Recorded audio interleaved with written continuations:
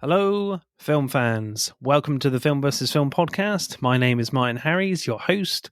I'm a filmmaker on occasion, but mainly can't stop yapping about movies. On this podcast, every episode I pick a topic from a film that's coming out at the cinema or on streaming. I pick a favourite film from that topic and battle it out against a guest to decide which film will become the greatest film of all time. If you enjoy this podcast, please leave us a 5-star review and subscribe. Please enjoy part 1.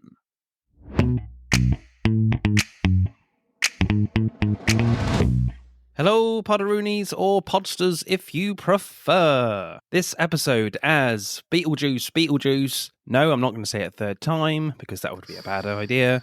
But that movie is coming out very soon, so we'll be talking about that film's legendary director, Tim Burton, so we'll be having a look at his movies. And of course, I can't be talking alone, people. Oh no, of course not. That would be stupid. I'm joined by a regular guest, now you could say, who is practically part of the furniture of the podcast, Leigh from Lights, Camera, Rant. And I have a feeling we are going to be doing some ranting today. How are you, sir? Good, you man. I'm up for a whole bunch of ranting, and I feel privileged to the fact I'm part of the furniture now. Excellent. So, Leigh, if listeners don't already know, I suspect they do, but if they don't, tell us about your podcast and where can we find you, sir? As always, Lights, Camera, Rant you can find on wherever you get your local podcasts. We go live every Sunday, and we talk about the latest in movies, TV shows, and video games. Generally, we're ranting about what the latest movie will be or video game, and generally tearing things apart. But if you look for a 45-minute solid rant of someone complaining, I'm your guy. Excellent stuff. So, Beetlejuice. Then, what do we make of this one? You seen the trailer? I've seen the trailer. I can't say I was clamoring for a Beetlejuice sequel just because of how good the first one is. But the trailer, it did pique my curiosity, and I'm very curious again. Same with The Flash last year, see Michael Keaton back in one of his most iconic roles. And just recently, which has made me a little bit more comfortable with the film, is that apparently Michael Keaton's on screen for the same amount of time he was as the first one. Yeah, I was going to mention that, which is really interesting and gives me hope. But the one thing that does worry me a little bit is the fact that I think I saw a comparison kind of trailer thing from the first movie, and they are hitting a lot of the same beats from the original film. So that's a bit of a worry, but yeah, it looks cool. Like, I do love a proper kind of horror comedy where, you know, the comedy is as strong as the horror stuff. So, you know, so that would be really interesting to see. Yeah, I'm a big fan of the first one. I can't imagine anyone else in the role than Michael Keaton. So yeah, I mean, it is really interesting that they decided to do it like now, like that. Why they've waited so long, I don't know. Just because obviously, you know, we've talked about that Tim Burton was kind of in a bit of a rut with big studio films, not really enjoying his filmmaking anymore, with working with Disney, and Dumbo wasn't great, and this, you know, it's been a bit of a few flops after flops and critical messes from him, and hopefully he's getting back to what he kind of loves now, more of the quirky horror side of things, more pulpy. I think sometimes when you like describe his films, it's just like, yeah, that's a Tim Burton film. Yeah, that's like the only way to describe it. It's just like, yeah, that's just very Tim Burton-y. Yeah, and you can call it from a mile away. I always thought Caroline. For ages I thought that was Tim Burton. I was like, that's him straight away because of the art style. Yeah, and you can, you know, look at drawings of different characters, and you're like, instantly, that's a Tim Burton film. But you are right in saying that he's had some absolute bangers, classics like Beetlejuice, like Batman, you know, and then like Dumbo, and you're like, it's like hit, miss, hit, miss, hit, miss. Yeah, and then, you know, Wednesday, everybody loved Wednesday. Yeah. Yeah, absolutely. I've not seen that yet. I'm probably the only one on the planet that's not seen that. But have to be. I'm surprised you haven't seen the dance. Like you've seen the dance, right? Oh yeah. I've seen that. Can't get away from pop culture completely. I got TikTok. Yeah. One thing that always gets me is that you watch Beetlejuice and you watch it and you go, "That's Batman." That's how versatile Michael Keaton is. It's just kind of great as well seeing him back in the crazy hair as well. And it's interesting because, Tim Burton was saying, I think recently, that this new film, Beetlejuice Beetlejuice, has kind of revitalized his love of filmmaking as well. So hopefully we'll see something, more original from him in the future, maybe. I don't know. And not having to go down the studio IP route again, which there's plenty of that stuff, and we certainly don't need, Tim Burton to do that. We want more original stuff from him. Not that this is a sequel and an IP, but this is his own one. It's fine. He's got the full control over it and everything. Like I was still surprised when they announced that he was doing Dumbo. I was like, not really the two people I would put. If I'm thinking the Disney animated film, that's not really when I heard it was Tim Burton. I was like, yeah, that's going to be a show in the dark. And look, that's what we got. And, we were having a conversation the other day. We both thought, Tim Burton's filmography was twice as long than it actually is. Well, yeah, because you feel like because you said you thought Caroline was directed by him, but you could say that about a lot of films in that kind Frank and Weenie? Yeah. I think that was him, actually. Actually, sorry, that was, yeah. Yeah. There are a few films out there where you're like, oh, that's got to be a Tim Burton film. It's like, oh, no, it's not. It's just he's had that such a big influence with his quirky horror Monster stuff. House. Monster House would be another one I thought was him. Yeah, definitely. But you're right. He's got such a unique presence on how he makes things, and I would always, we'll never see it ever, but I still would have loved to see what his Superman film was going to be. Oh, yeah. That was just going to be, you see from the drawings, you see from the concept art, that was just going to be as freaking and weird as the rest of his stuff. Definitely. So my choice then, I'm going first this time, people. Yeah, that's fair. So it was really difficult for me to figure out what Tim Burton film to go with. There was certainly one film I was definitely not picking, and that was Mars Attacks, because that film freaked me out as a kid. I was like, no, not doing it. I had nightmares from that film. And it's funny you mentioned that, because I just saw a post today that apparently they're making a roller coaster tycoon game called Mars Attacks. Really? I ain't going on that. Yeah. No, thanks. Nope. So obviously I wanted to avoid Beetlejuice because, we're focusing on Beetlejuice. But I mean, Planet of the Apes, no, I'm definitely not going to win with that. Big Fish I've not actually seen, so I'm quite fascinated by that one.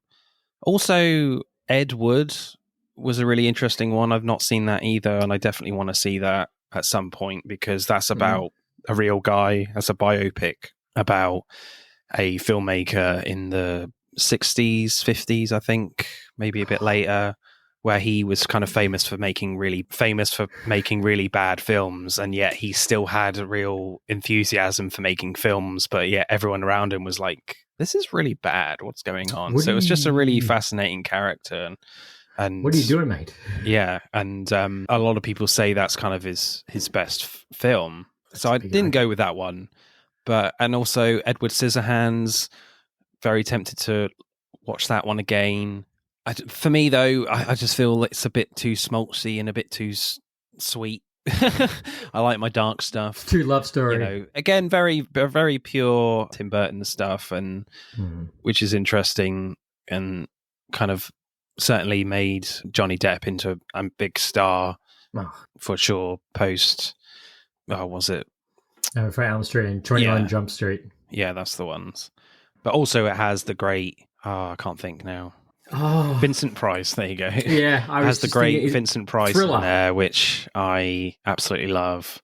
I love a lot of his films, so that was one of his last roles in Edward Scissorhands.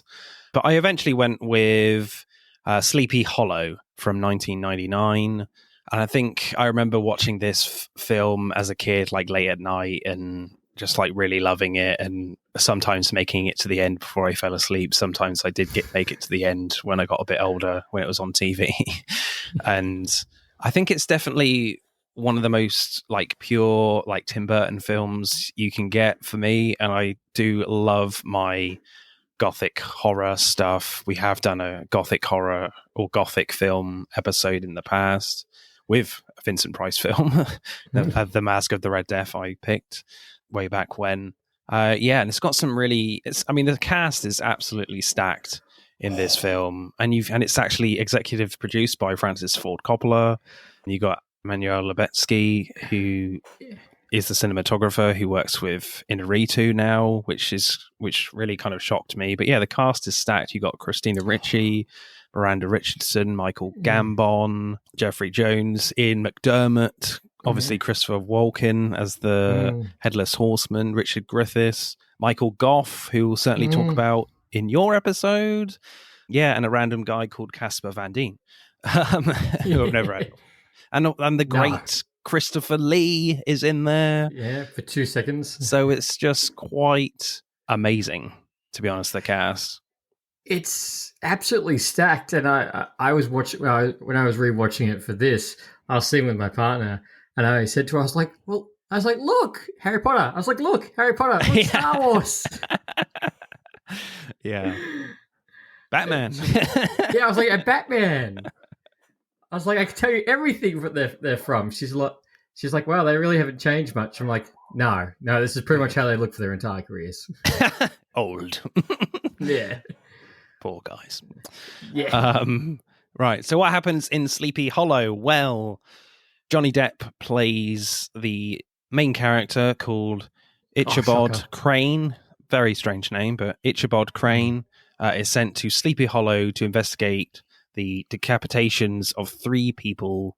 The culprit is legendary apparition, the Headless Horseman, played by Christopher Walken. Yeah, I had a lot of fun with this one. Brought back a lot of memories for me. I really enjoyed it.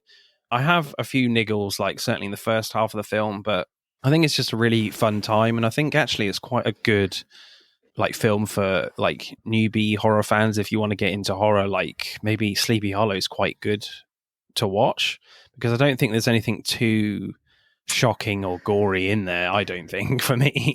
My tolerance is quite high, so I can take a lot of stuff, but I don't think it's that bad, really. No, I mean, tonally, it goes to some really interesting places. Like there's one scene where I was just like, "That's too much.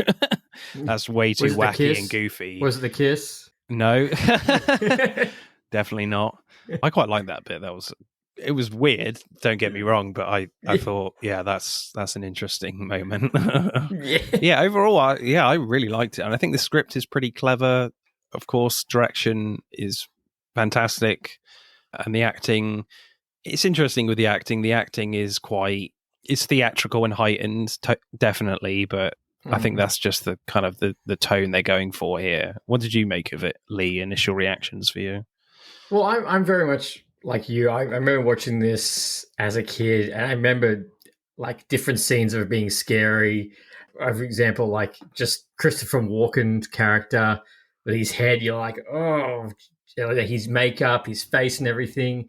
No, on the rewatch, I was looking to myself like, wow, actually, this was really good. I don't know why I haven't watched this in ages. This is completely peak Tim Burton. Danny Elfman does the soundtrack for it, which is completely no surprise at all. Johnny Depp's really good in it, and as you said, this cast is absolutely stacked, and it's not like too dark, like the horror for it. Like it's just that perfect blend of slightly jump scare, bit twisted, but also it's got its funny moments in between it. But there's some moments where you're like, oh, that's pretty effed up. Like what happened with his mother? Like with his mother, I was like, oh yeah, I forgot that part. Yeah. Yeah. Oh yeah. Yeah. That's quite like, ooh, that's shocking. Yeah, I was like, when she jumps, like falls out, I was like, yeah, I don't remember that part. That's probably why. It's probably why. Block that out of my memory. Yeah, I'll take that straight out. No, it was good. It was good coming back and rewatching this, and I think for a film this old, I think even the CGI holds up pretty well. Yeah, I think it's good. Yeah, nothing seemed really out of place. Even with his skull regenerating, I was like, yeah, it still holds up now. Yeah, I think weirdly 90s CG still looks pretty good on the whole. Like I always go back to Jurassic Park and I'm just like, that's still really good. How is this possible? Yeah. Like, and there's like no scenes in Jurassic Park where it looks weird. I think probably the only one that slightly looks weird is just at the start where the velociraptors walk into the kitchen. Oh, okay. And I think that's it. Right. Mm. Yeah, so it's really surprising how good 90s CGI is, even compared to now, where you're like, with some big blockbuster stuff, is just like, ooh, oh no. Yeah. Look at Terminator 2. Oh, yeah. That's still the benchmark. Yeah. Right. Directing then for Sleepy Hollow.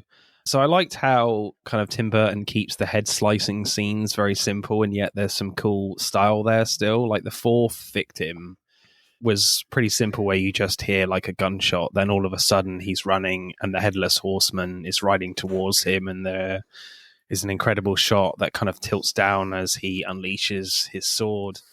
And he just does like a little twirl of his sword with a big swooshing sound effect before his head goes flying. The second one that happens is kind of the fake one, where a guy is like dressed up as the headless horseman. He doesn't obviously decapitate anyone because he's not the horseman, but he throws like a flaming pumpkin at Crane's head, right in the head. But it feels more dynamic as kind of the shots kind of follow the pumpkin, like more in a pulpy action film. Does that I was going to say, it does the iconic shot too, with that fake horseman. When he does a steer and holds the pumpkin. Oh, yeah. Then the third one is great, where like Crane is with Richard Griffiths' character, and there's like lightning and sheep running away, screaming, with another like creepy scarecrow. And when the horseman like cuts off Richard Griffiths' head, it literally like spins on his shoulders for a bit before rolling into Crane's crotch. So good with touches of like comedy horror in that moment, especially. And then obviously the horseman like turns around and like stabs the head with his sword to pick up his head. Poor Richard Griffiths. Yeah. As soon as he was out there, I'm like, you should have just kept leaving. You really should have stopped to talk. You should have just kept going, mate. You're in the middle of nowhere, people. Yeah, but like aesthetically, like all the sets, like all the scenes just look so good because obviously how practical it is. But like just the town of Sleepy Hollow, even that scene just of the horseman running through the woods, I'm like, yeah, I'd be shit scared too if it was running to me in the woods and it was lightning. Yeah, absolutely. Yeah. Seems to be bad weather in that place for a long period of time. Sun doesn't come out much, but you won't get much atmosphere in the film otherwise. No, I did think to myself, I was like, wow, this is very Gotham, isn't it? Yeah. Just rain, dark, you will not see any sunlight. Yeah. The horror, like gothic, gory elements of the film has a really interesting tone to them. Like the film certainly doesn't shy away from the gore, where there's a little bit where like Crane is using a goggle contraption to get a closer look at one of the headless bodies, and like a cockroach like jumps out of the decapitated body's neck. That was like, ooh, okay, that got me a little bit.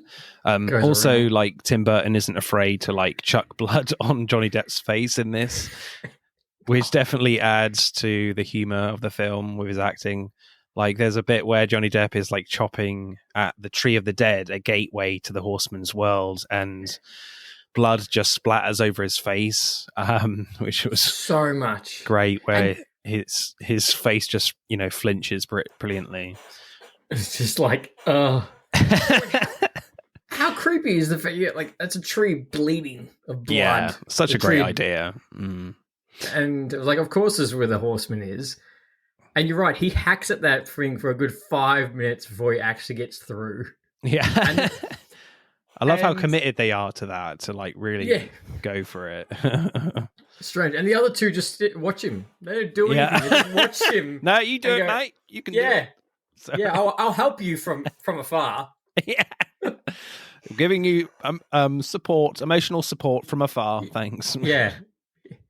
Just keep chopping it. You'll get to it. Then when he kind of removes a large piece of bark off the tree, there are loads of like heads jam-packed in there, and it's just really quite disgusting, covered in a bit of blood. Like, very effective stuff. I think for me, probably the most horror, gory aspect of the film. That's quite a striking image. Then you have like a very like strange, goofy piece of horror, like it's from a cartoon almost, when Crane finds a witch in a cave, and you have like a substandard jump scare when the witch kind of reveals her face from her veil, and her tongue and eyes pop out using like CGI, and it's tonally way off for me, and it wasn't scary, just very weird, and it's like the film was animated for a split second. So for the most part, like the horror tones work for me, apart from the bizarre witch moment. That scene. I like going back. That's probably the one point where the CGI doesn't hold up at all. That was probably the one point I'm like, it's not that. It's not the fact that it doesn't hold up. It's just like, why? I don't. That it wouldn't look that far apart from like a Looney Tunes sketch.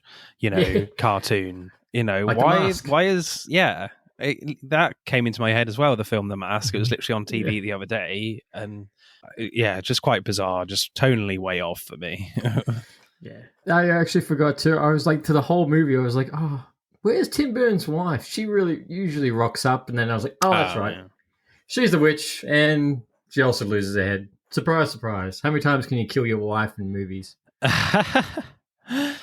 I loved the first proper action scene, though, with the Headless Horseman, where he gets into some, like, proper sword fights, because at this point, we've only seen him, like, lop people's heads off on horseback, so you wonder how threatening is this guy, really, and you've had that flashback scene as well, which was quite brief. Well, this scene really shows you how awesome this guy is. Like, he doesn't hang about and just bursts through the door of a family's house, and you get like a pretty slick fight between the horsemen dual wielding axes, and the dad's got a sword. So that was cool. Plus the lighting is great, where a kid moments before was like playing with a lantern that projects images of horses around the room. Plus you of course have lightning going off in pretty much every scene anyway, but and it's pretty tense whether the horseman will find the kid under the floorboards, and of course he does. And I love the shot of the head of the mother's eyes, like peering through the floorboards at the kid. That was quite a dark image. I literally have that in my notes, is the mum head roll. Like, oh. Like, that was good. You'd freak out too if you're a kid, because her eyes is just wide open when they look down at him. Yeah, that was insane. We're happy to assume that kid's dead, yeah? He was gone. Oh, yeah, I think so. But you certainly can't, like, show it on screen.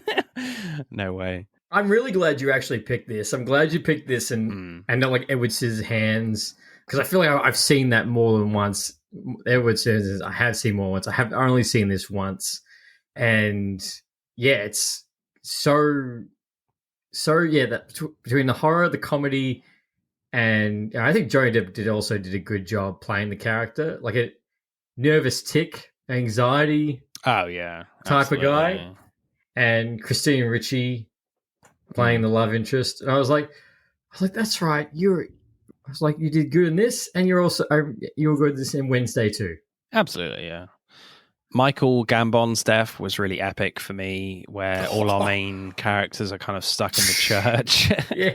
And the Headless Horseman is like outside and he can't get inside, because you assume it's because it's a church, but no, Christina Ricci's character has put like a protective spell on the church. So the horseman shows his kind of intelligence by snapping off a bit of wood from the picket fence outside and literally launches it through the window, pierces right through Michael Gambon's chest. Yeah. And then pulls him back like he's just caught like a small fish.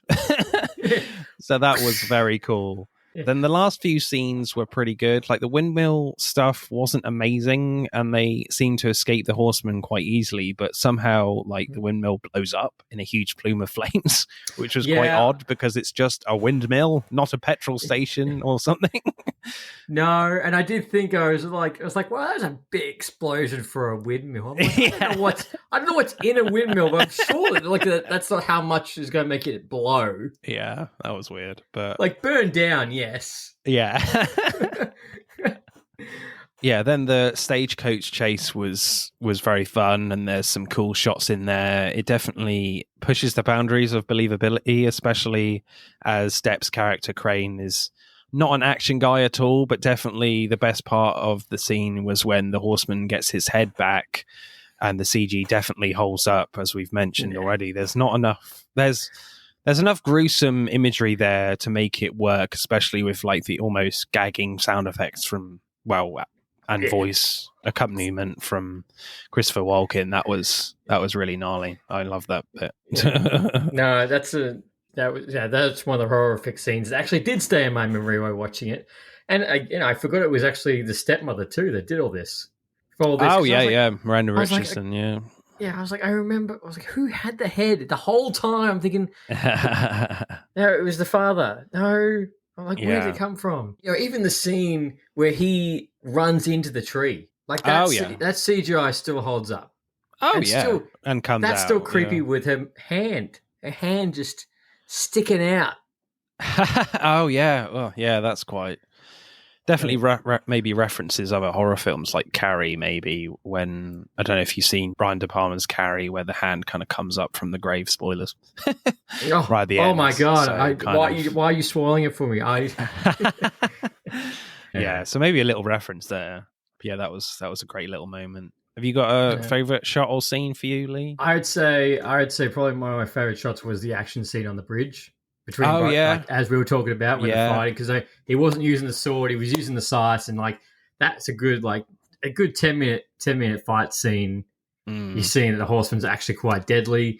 My favourite scene as well. Yeah, I can see why. I did like when you did see the iconic shot with the headless horseman, even though it wasn't actually the headless horseman. At least getting the iconic shot that you do see all the time in media with him holding the pumpkin. I thought that was good. And did you also catch the Beetlejuice reference at the end? No. Remind me. Christine Ricci's character, when they rock up at New York, her dress is the same color as the Beetlejuice suit. Oh, yeah. Yeah. Oh, yeah. I don't know how I missed that. Well done. As soon as she walked out, I was like, this is perfect for what we're talking about. Yeah, my favourite scene is the same. When Bron Van Brunt, I think he's called, like shoots the horseman off his horse and of course gets up pretty quickly and you realise the horseman isn't interested in Van Brunt and just like walks past him while he's trying to reload. Brunt throws a knife at the horseman, then just throws it back at him, at his leg, like he's just annoyed, saying, piss off, leave me alone, I'm not interested in you. I don't want your head. Then there's like a cool little three-way fight when Crane appears. But I think my favorite bit is when like they cross the bridge to escape the horseman and they hear footsteps from the bridge, but he's not there. And you're like, can he go invisible? Is that part of his abilities? I'm not sure.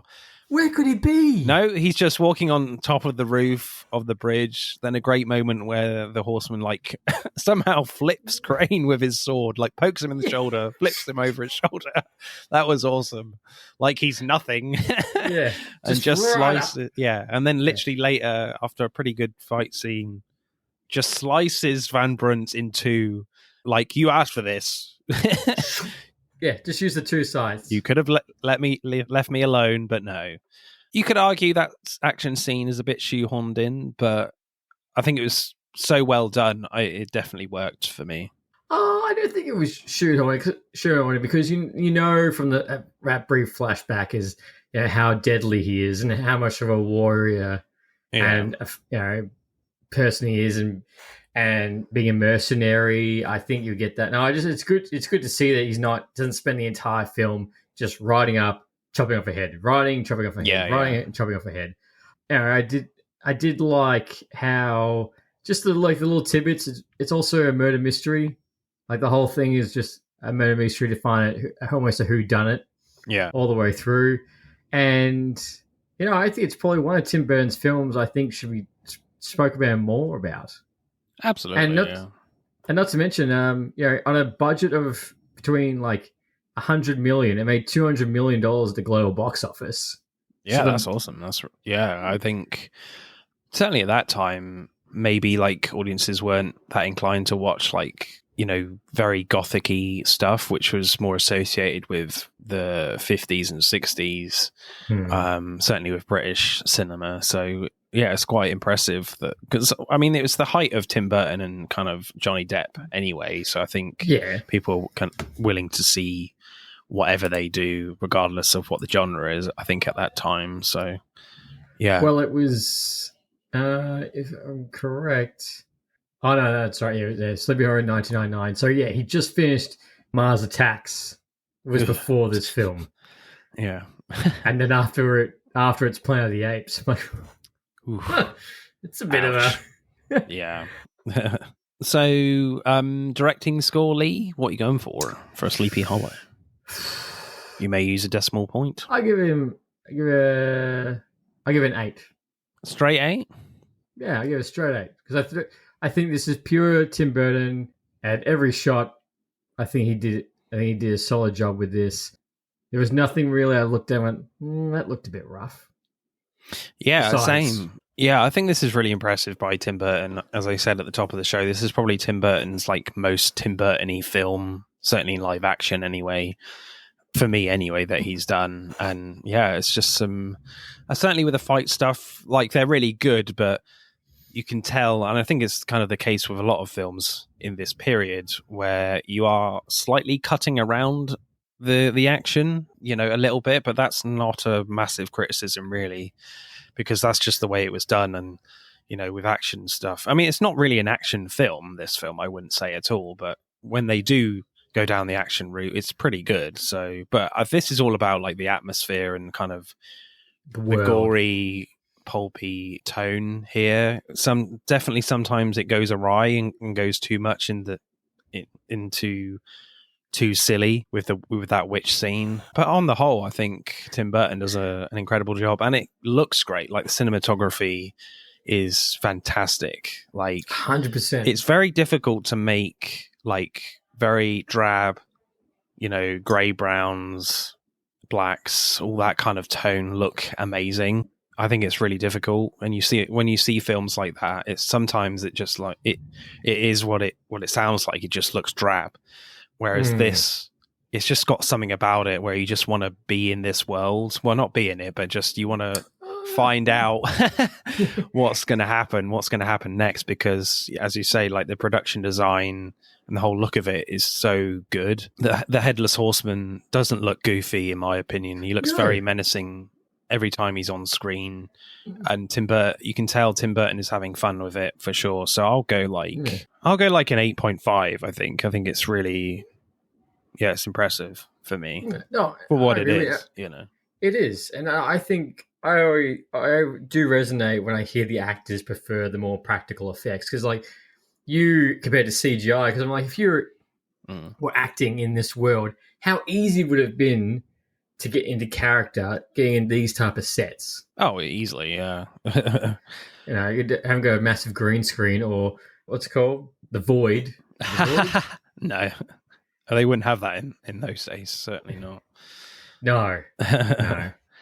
So, screenplay then, very early on in the film, it establishes that kind of Johnny Depp's character, Ichabod Crane, is a man of science, but the judge, Christopher Lee, of New York, isn't convinced by his scientific ways of working by cutting up bodies, etc. So he sends him away to prove himself in Sleepy Hollow to investigate decapitations of 3 people in Sleepy Hollow.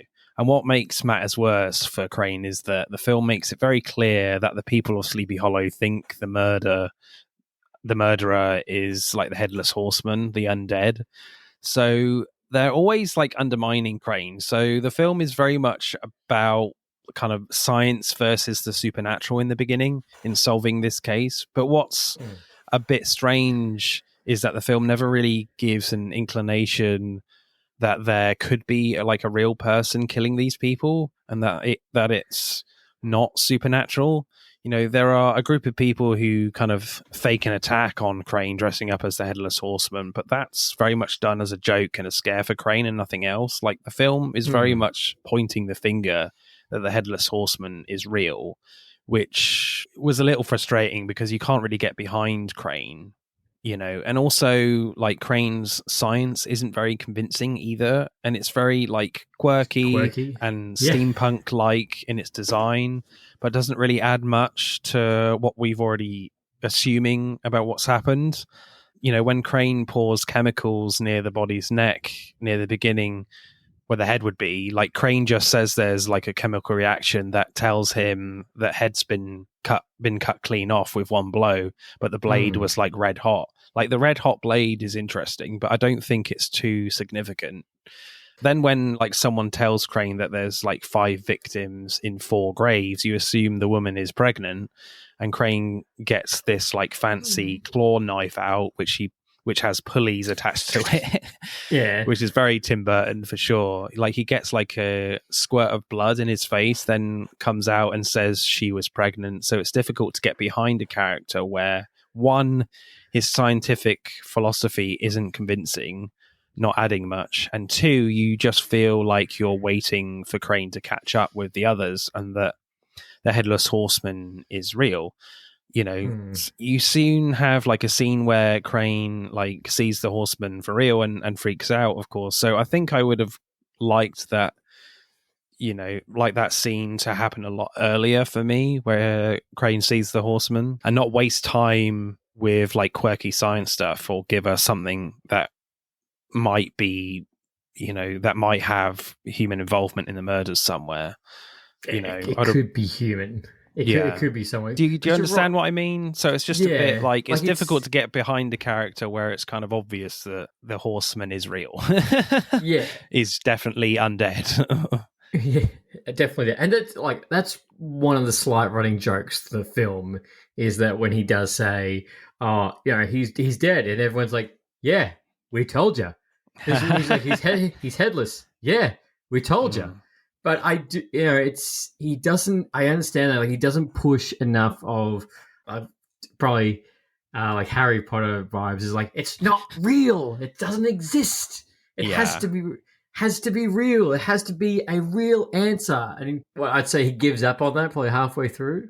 Probably just about half over through. He's like, nah, you're right. He's headless, because you're right. It's all pushed at the beginning that he's a man of science. Well, if you think you're so much a man of science, then go figure out why heads are rolling in Sleepy Hollow.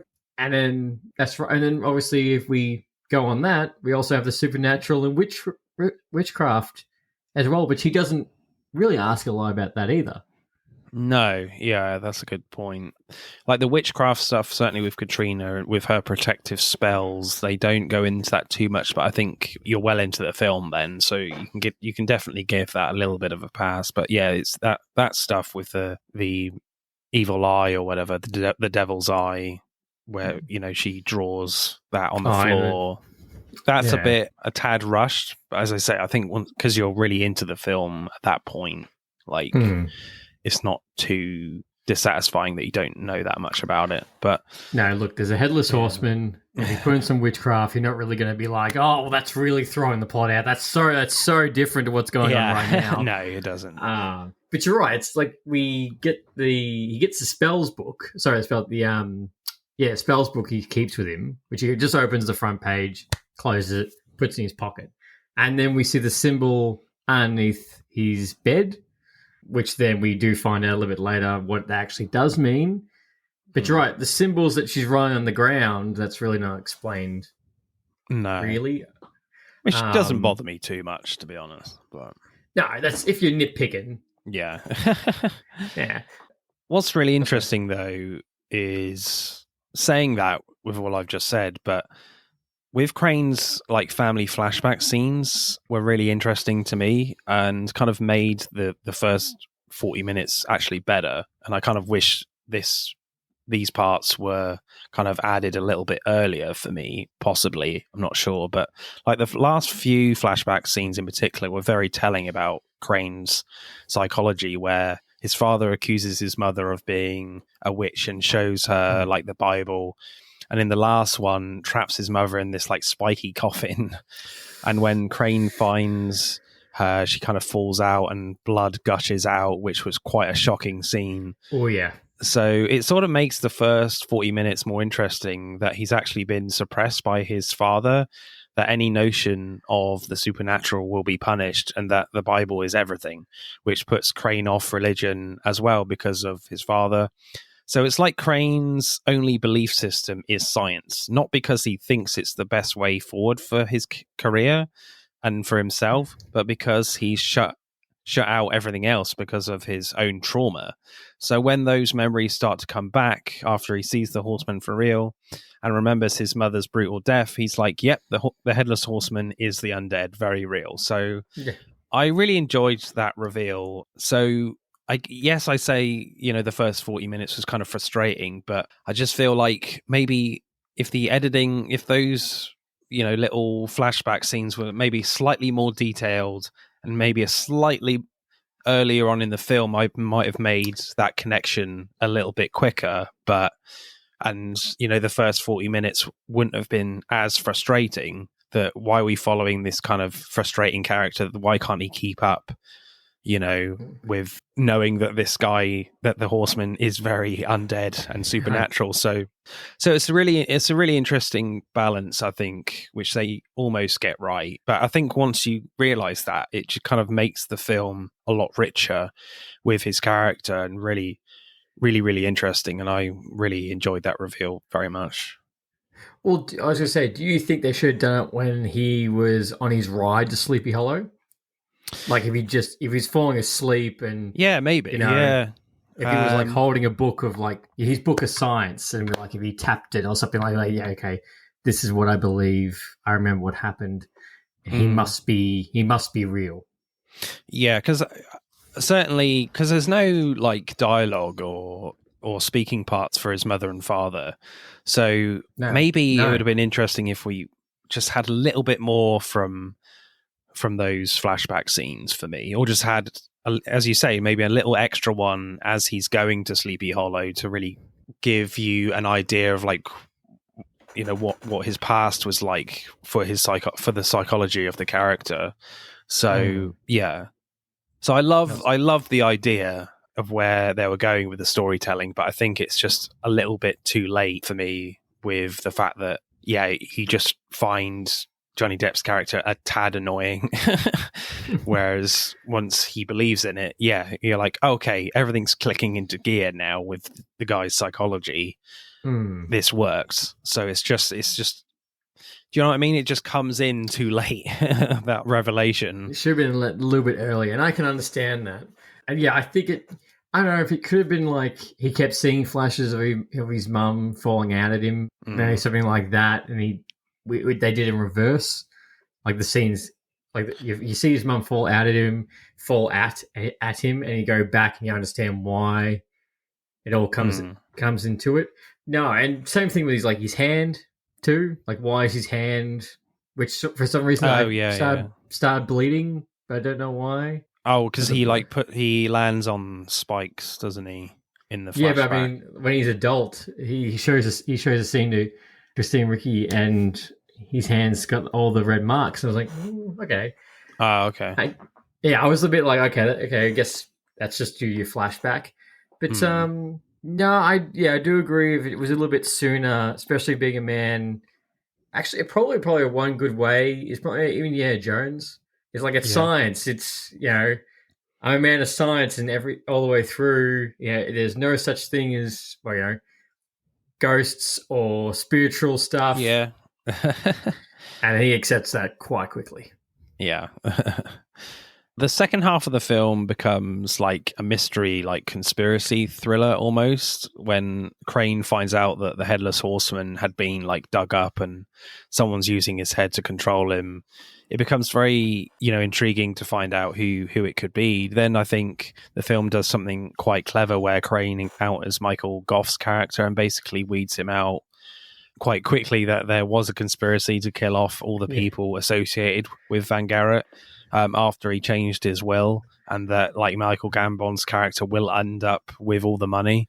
It's quite complicated and you really have to like concentrate to follow it. Yes. But at the same time, it feels intentionally too quick. Then before Michael Gambon gets killed quite spectacularly, as we've talked about. So then you're like, now what? Then Crane's like scientific skills come into play where Miranda Richardson's character kind of fakes her death. So I liked how you think Crane's scientific skills won't be needed after believing that the Horseman is supernatural.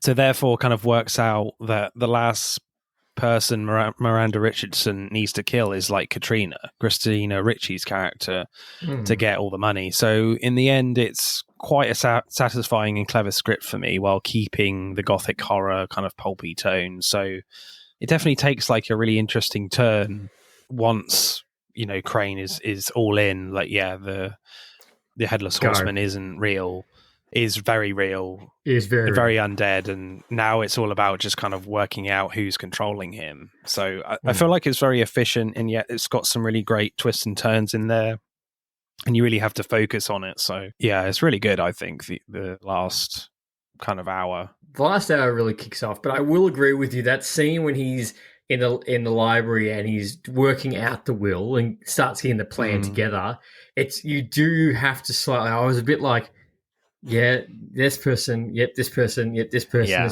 this connected. Which is why this person had to die.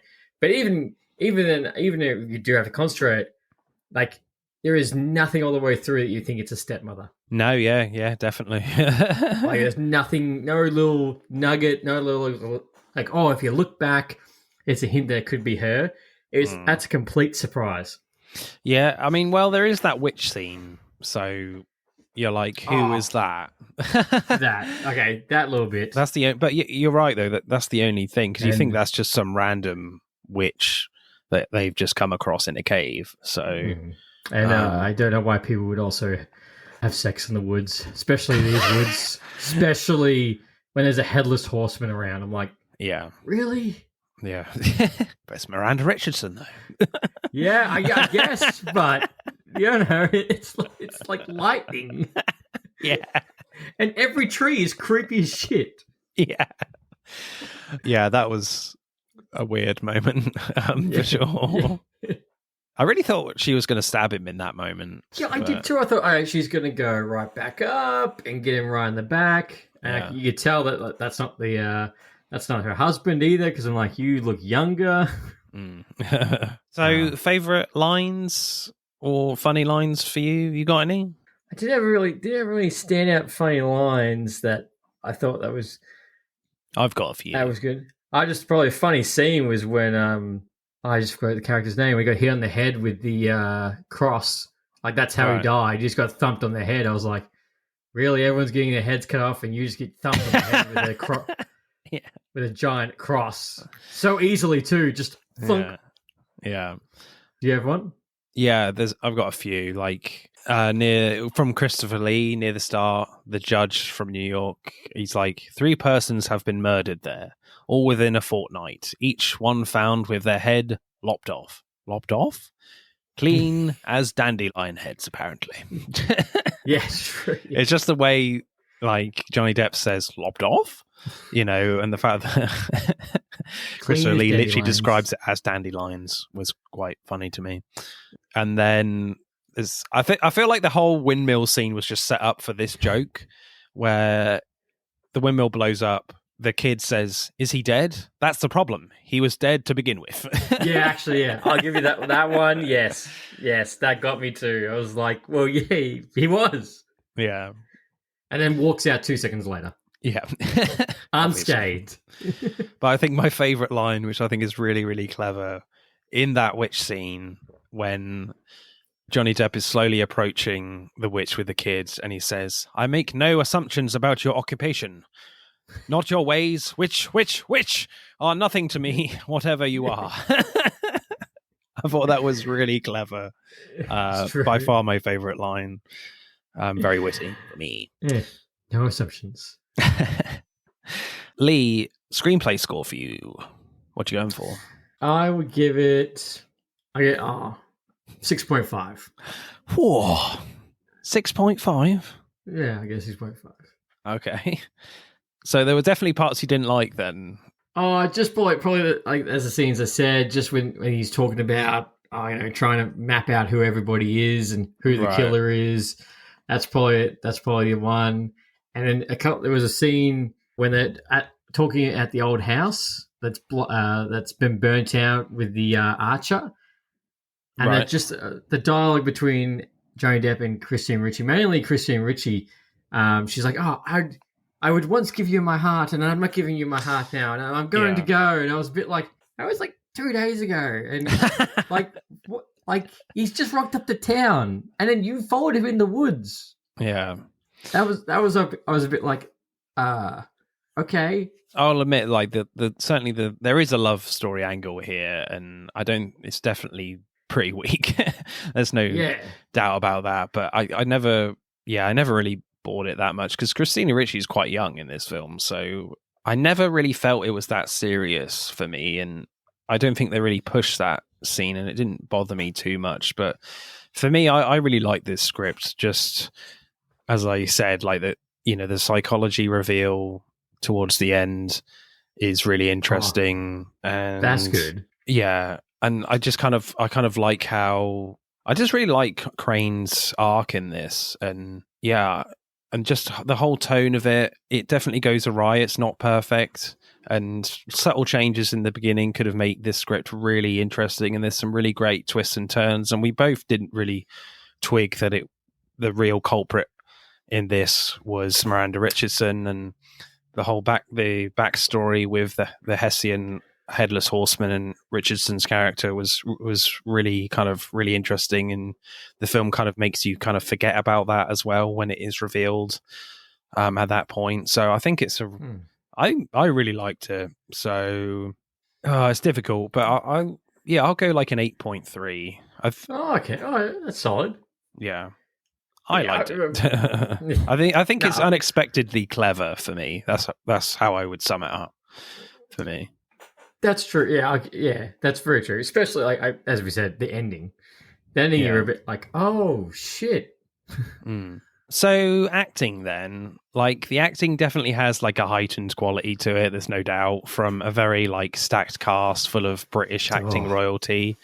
Like you're dealing with a very like supernatural idea with the story, but in a very like real historical setting. So it's an interesting balance the film goes with in terms of being theatrical, but feeling that threat and danger there with like the acting. Like a prime example of this is when like Johnny Depp visits all the important men in Sleepy Hollow, and Depp tries to like put his authority on these old men and seems to be succeeding, as previously he really hasn't in New York at all. Like, and everyone looks quite worried. But then when they reveal that the heads weren't found, the tables turn, and we go into like the Headless Horseman flashback, and Depp is the one looking very worried and nervous, like shaking his cup of tea. and it's like everyone in the room was actually worried for Depp, like he really doesn't know what he's getting into. So it's just a great setup through the acting, definitely like bordering that line of being too hammy and theatrical, but I think that's kind of the tone of this Gothic film anyway. You have that in Gothic films, certainly more recently with like Crimson Peak. There is a heightened quality to Gothic kind of acting like that in especially in older like Roger Corman stuff. So it will definitely be too much for some people, but I think it's great. No, I think it blends in because these are the men of for example, that scene. These are all the guys of the land. So they're older. They're going to be more serious, but all of them have that heightened scene or die very interestingly, either through a window, getting smacked on the head by a cross, or having his head twisted through 360 degrees. Yeah. It still fits. Like, you don't look going, oh, that was a bit too funny, especially for a guy who's serious, 30 minutes ago. Yeah. Johnny Depp brings a lot of like bumbling humor to his performance. Like, I love the little moments where he gets scared, like where Michael Gough just pops out of his cupboard. Depp just makes like a little like double girly noise. He makes two weird girly noises, which is incredible, really. And it's not done like a jump scare at all. He's the only one scared, in the scene, or us watching it. It's just him being scared. Scared he's already scared in the cupboard. Yeah. Then when a spider appears in his bedroom, Depp goes even more like high pitched in his gasp and like jumps on the bed. Like, the spider's not even that big. I'm like, to an Australian, be yourself. You're just like, that's no spider. They're 3 times big. Yeah. I mean, what other moments of Johnny Depp did you enjoy in this movie, Leigh? I did probably the small little moments. Like, I did like when he was using all his tools, and he's just like his eyes were either bigger, or his glasses, or his reaction when he gets the first blood on him. He's like, yeah, definitely. And just his reactions with the Headless Horseman. I think which we all know Johnny Depp is a fantastic actor. I think he played the bumbling character with anxiety. I think he played him really well throughout, and I think that also makes you feel for him more, because you're like, you've just been dragged into this shit show and you're so not ready. Yeah, definitely. Yeah, I mean, the attention to detail with like his own kind of scientific steampunk tech is really interesting with his acting. Doesn't do like too much, but you can tell he's working on that kind of side of his acting when he's using it. Like, he knows exactly what to do, even though it's really strange equipment. You feel like he knows like whatever little thing. He knows what every little thing does with like the goggles and the knife thing. It's convincing. He's built it himself. Yeah, Christopher Walken. Yeah. Granted, I don't think he's in the suit much. There's no doubt. Definitely a stunt dude, probably. But when you do see him, tops. Yeah, when you do see him, he's really going for it, for sure. So, I mean, why not? Like, you're not in it very much. So, no, you can't tell me that if you got a script from Tim Burton, you have to wear a night suit, we'll kill people, we'll have to have sharp teeth, I only have to rock up for 10 minutes of work. Yeah, sure. Michael Gambon, I think, as Baltus Van Tassel was great. He kind of is really interesting with his acting, because obviously about 3/4 of the way through, you're like, oh, Michael Gambon is the villain, the real villain here. But he definitely brings kind of a great kind of tone to his acting, where he does feel a little bit like Johnny Depp, of like a bumbling idiot. And he definitely he brings some of the humor as well. But there is a little bit of a slight edge of menacing quality to him as well. So you're like, oh, it could be him, but you're not entirely convinced. Could be. Yeah. And like Ian McDermott as Dr. Lancaster, like, yes, he's not in it that much, but like, he's completely so far removed from, Darth Sidious, Palpatine, that you can possibly get. He's just very kind of shy and just like seems to be scared of a lot of things. Oh, but he gets it with the servant girl. Yeah. Like, love and life there. Yeah, exactly right. I was like, all right, well, I wasn't expecting that, but all right, you still win at the end of the day. Yeah. But Miranda Richardson, though, as Lady Van Tassel, was great. Again, kind of not that in it much, and she's not supposed to be. But yeah, she really brings it as the villain.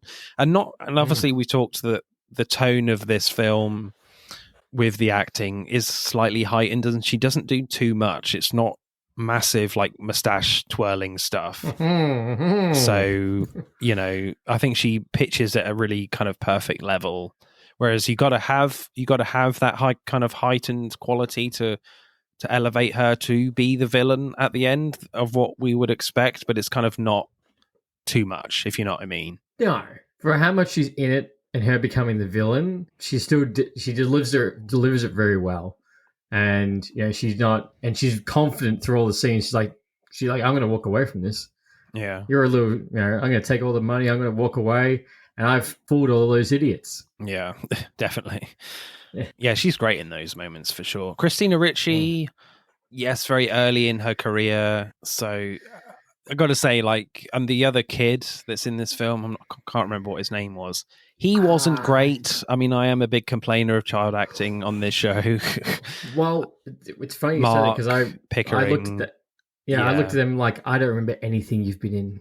I don't know what you look like, but I'm sure it's probably your second movie, kid. Yeah, so he wasn't amazing, but certainly Christina Ricci is fine. She doesn't do anything special. This is definitely not her best role at all. No. Yeah, so a little bit forgettable from her, which is a shame. But yeah, my favourite performance for sure is Johnny Depp. I think it's just really hard to create such a kind of bumbling, kind of idiot type character, but he does bring a lot of intelligence and, just as I said, has a really interesting psychological arc through this film, and you can really feel that through his acting as well. And he has to perform some action stuff in there as well, and he's not trying to act like a proper action hero when it comes to it in the film. He still keeps to his character of being kind of a very scientific guy, because he is a policeman, he's a constable, so you would think he should be adept at doing this. So I quite like the fact that he's not really trying to, add a big action moment to his character with his acting. So I really appreciate that from him. No, and look, if we could pick out one scene, probably that scene on the bridge when he's versing the Headless Horseman and he sticks the with just a long piece of wood straight into him, and he's like, "Yeah, I got him. I got him good." It's like, no, you hardly touched him, dude. Yeah, that's it. Just leave it to the other guy.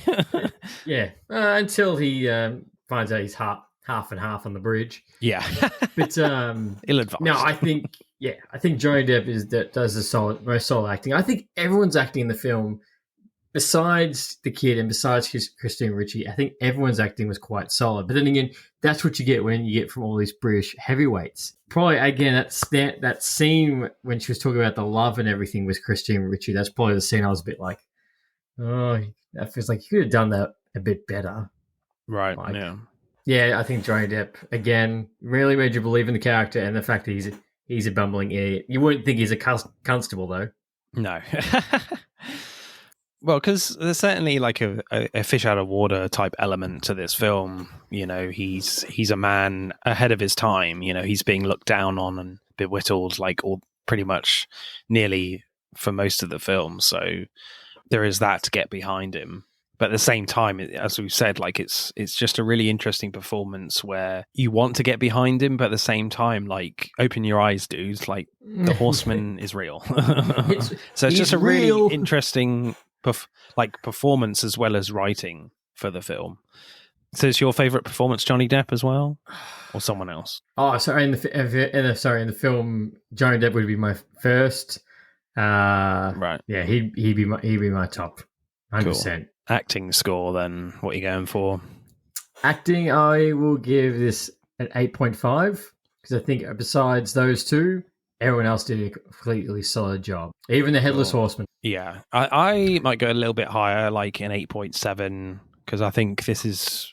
I feel like this is very much a forgotten role for Johnny Depp. Everyone kind of focuses on the Pirates of the Caribbean films where he's kind of doing the same shtick over and over. Whereas I feel like this is more of a really nuanced performance by Johnny Depp, where he's not kind of doing too much, and yet he's doing something really kind of unique that's kind of just purely just Johnny Depp, that kind of very few people can do that kind of bumbling style. So yeah, and obviously, as we said, British acting royalty in this movie, and they're all amazing, and it's just amazing to see Christopher Lee in a very small role. Yeah, so cool. But you've got a really good point there, because if you ask anyone, if you do a poll on Instagram, and if you say I'd say 10. If you say top 10 Johnny Depp performances, how many people do you think are actually going to type to you, Sleepy Hollow? Yeah, definitely. Right, let's add up the scores then for Sleepy Hollow. Sleepy Hollow gets 48.5. Ooh. Which is pretty good. I have a feeling this one's going to be a tight one, people. I think so. And while we're just on that, I just looked on IMDb top 20 Joan Depp movies, and Sleepy Hollow is 15th. So I was right. Yeah. And Pirates of the Caribbean, number 1. Obviously. Yeah, no shock there. Even though he's basically doing a Keith Richards impression, pretty much. That's it, yeah, exactly right. For 5 movies. Yes, 5 of them. That's it for part 1. Thank you for listening. I hope you enjoyed it. Check out part 2 to see who wins. But don't stop there. Get involved and tell me what your favourite films are relating to the episode.